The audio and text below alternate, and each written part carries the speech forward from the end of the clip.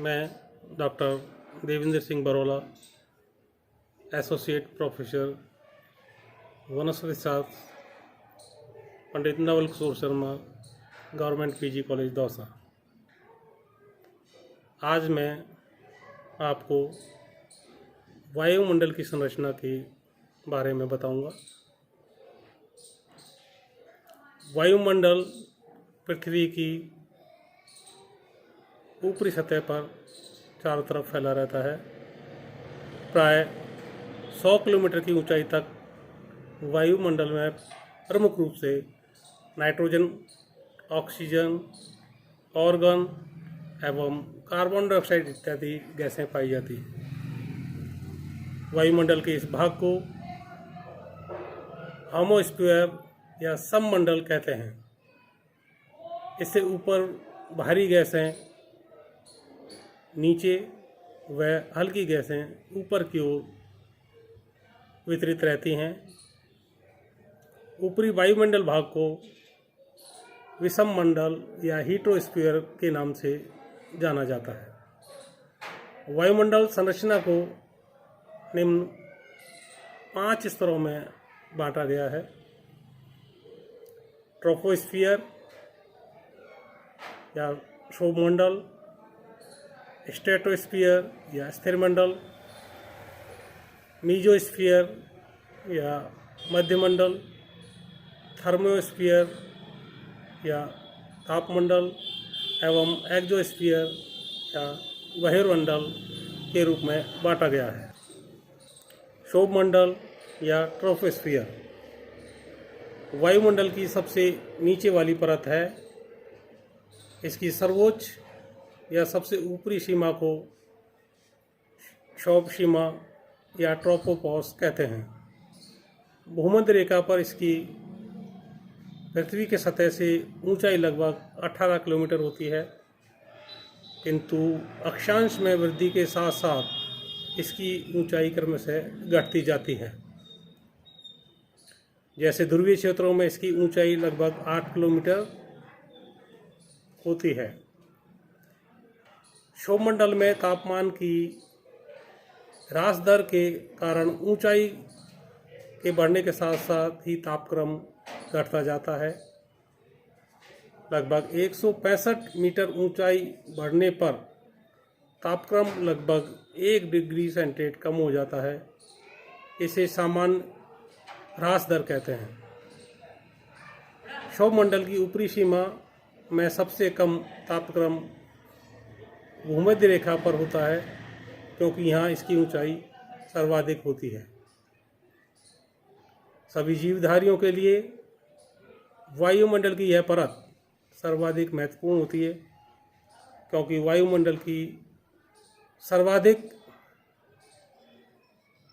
75% मात्रा इसी मंडल में समाहित होती है। अनेक मौसमी घटनाएं जैसे बादलों का बनना, बिजली चमकना एवं आंधी तूफान का उठना इसी परिमंडल में संपन्न होती हैं। क्षोभमंडल से उठने वाली संवहनिक वायु धाराएं इस मंडल को पार नहीं कर पाती। परिणाम स्वरूप पृथ्वी को नमी भी क्षोभमंडल के बाहर नहीं जा पाती है। क्षोभमंडल में धूलकण एवं जलवाष्प उपस्थित होते हैं। प्रकाश के कारण धूलकण प्रकीर्णित रहते हैं। धूल कणों द्वारा प्रकाश के नीले व बैंगनी रंग के अतिरिक्त सभी रंगों का अवशोषण कर लिया जाता है, परंतु नीला व बैंगनी रंग परावर्तित कर दिया जाता है। इसलिए आकाश का रंग नीला दिखाई देता है। दूसरा, स्थिर मंडल या स्ट्रेटोस्फीयर। वायुमंडल की यह परत क्षोभमंडल के ऊपर पाई जाती है। इसकी क्षेत्र सीमा लगभग 30 किलोमीटर होती है। स्थिर मंडल की इस क्षेत्र सीमा को स्थिर सीमा कहते हैं। क्षोभ सीमा के ऊपर या यूं कहें पृथ्वी की सतह से 21 से 50 किलोमीटर के बीच की ऊंचाई पर सामान्य तापमान या तो अपरिवर्तित रहता है या बहुत धीरे धीरे बढ़ता है। इसलिए वायुमंडल के इस भाग को समताप स्तर या आइसोथर्मल लेयर के नाम से भी जाना जाता है। ओजोन मंडल पृथ्वी की सतह से 15 से 45 किलोमीटर की ऊंचाई तक होता है, लेकिन ओजोन की सर्वाधिक मात्रा या सांद्रता पृथ्वी की 22 किलोमीटर ऊंचाई के आसपास होती है। ओजोन गैस में सूर्य से आने वाली पराबैंगनी किरणों को सोखने की विलक्षण क्षमता होती है। इससे स्थिर मंडल के तापमान में बढ़ोतरी होती है। स्थिर मंडल में वायु का लगभग 24% भाग पाया जाता है तथा क्षेत्र शेष 1% हिस्सा इसके ऊपर की वायुमंडलीय परत में पाया जाता है। स्थिर मंडल परत में क्योंकि नमी एवं संवहनी वायु धाराओं का अभाव होता है, अतः यह मौसम रहित होता है। तीसरा स्तर है मध्य मंडल या मीजोस्फीयर। स्थिर मंडल के 30 किलोमीटर ऊंचाई तक के क्षेत्र अर्थात पृथ्वी की सतह से लगभग 50 से 80 किलोमीटर ऊंचाई की वायुमंडल सतह को मध्य मंडल या मीजोस्फीयर कहा जाता है। इसकी परिसीमा को मध्य सीमा या मीजोपोस के नाम से जाना जाता है। वायुमंडल की इस परत के तापमान में तेजी से कमी आती है तथा 80 किलोमीटर की ऊंचाई पर तापमान -100 डिग्री सेंटीग्रेड तक पहुंच जाता है। मध्य मंडल का प्रमुख कार्य सूर्य की किरणों को रेडियो तरंगों को अवशोषित करने का है। चौथी सतह आयन मंडल या ताप मंडल या यूँ कहें थर्मोस्फीयर लेयर। मध्य मंडल से ऊपर उपस्थित वायुमंडल की परत को आयन मंडल या थर्मोस्फीयर कहते हैं। जैसे जैसे ऊंचाई बढ़ती जाती है तो इसके साथ ही तापमान में भी क्रमिक रूप से वृद्धि होती है।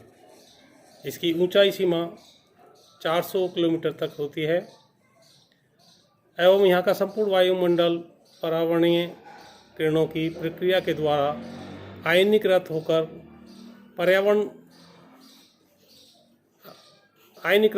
पर्याप्त मात्रा में स्वतंत्र इलेक्ट्रॉन निर्मित करता है। अधिक उच्च अक्षांशों पर दिखाई देने वाला रंग बिरंगा प्रकाश भी आयन मंडल में ही उत्पन्न होता है।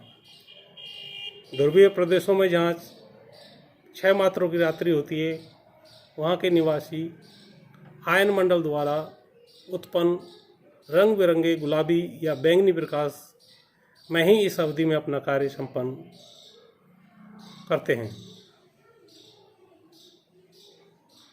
5वां स्तर है बहिर्मंडल या एक्सोस्फीयर।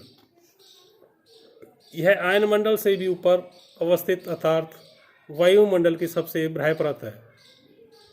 इसके अंतर्गत आयन मंडल का ऊपरी भाग, जिसमें कुछ हवा के कण आयनीकृत नहीं हो पाते हैं, वे ही अंततः विसरित होकर ऊपर उठ जाते हैं तथा यही बहिर्मंडल का निर्माण करते हैं।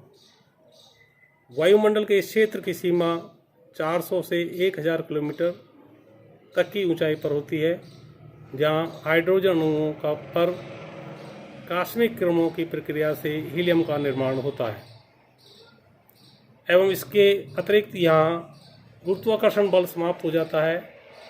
यह हमारी धरती के वायुमंडल की अंतिम परिसीमा है, जिसके पश्चात वायु तत्व समाप्त हो जाता है। क्षोभ मंडल या ट्रोपोस्फीयर में जो गैसीय मिश्रण उपस्थित होता है उसे एयर कहते हैं या यूँ कहें वायु कहते हैं तथा यह पृथ्वी के जीवन में प्राणों का संचार करती है, या यूं कहें सजीवों के लिए प्राणदानी का कार्य करती है।